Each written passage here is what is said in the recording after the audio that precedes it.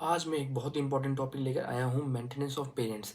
सबसे पहले मैं ये बात क्लियर कर दूँ, it's not a matter of charity, it's a statutory rights. ये मैं नहीं कह रहा हूँ, ये पर्टिकुलर जजमेंट का कहना है। यानी कि माँ बाप को अपने बच्चों से मेंटेनेंस लेना उनका कानूनी हक है, ना कि कोई दया दान या उपकार। चाहे वो बेटा हो या बेटी हो, दोनों की इक्वल ड्यूटी बनती है अपनी एज्ड पेरेंट्स को मेंटेन करना। अब बात करते हैं सेक्शन 144 ऑफ बीएनएसएस, जो सेक्शन 125 ऑफ सीआरपीसी के नाम से भी जाना जाता था। इसके अंदर पेरेंट्स मेंटेनेंस क्लेम तो कर ही सकते हैं, बट इसके साथ साथ वाइफ, चाइल्ड, लेजिटिमेट और लेजिटिमेट तीनों मेंटेनेंस क्लेम कर सकते हैं।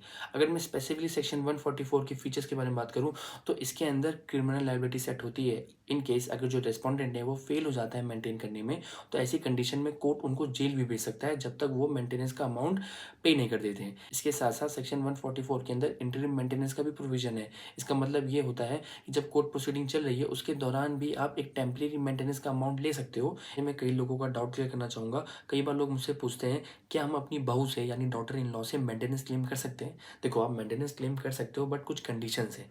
लेकिन अगर मैं बात करूँ सेक्शन 144 ऑफ बीएनएसएस, तो अंडर दिस सेक्शन आप मेंटेनेंस क्लेम नहीं कर सकते अपनी बहू से। इसके साथ साथ मैं ये भी बताऊंगा, जो स्टेप मदर होती है वो मेंटेनेंस क्लेम कर सकती है अपने स्टेप सन और स्टेप डॉटर से, बट कंडीशन ये है कि उनका कोई भी नेचुरल बॉर्न सन या डॉटर नहीं होना चाहिए, तभी ये पॉसिबल है, अदरवाइज नहीं। तो ये याद रखना, maintaining your parents is not just your moral responsibility, it is a statutory obligation. तो वो आपको करना ही करना पड़ेगा, आपके पास कोई और ऑप्शन नहीं है।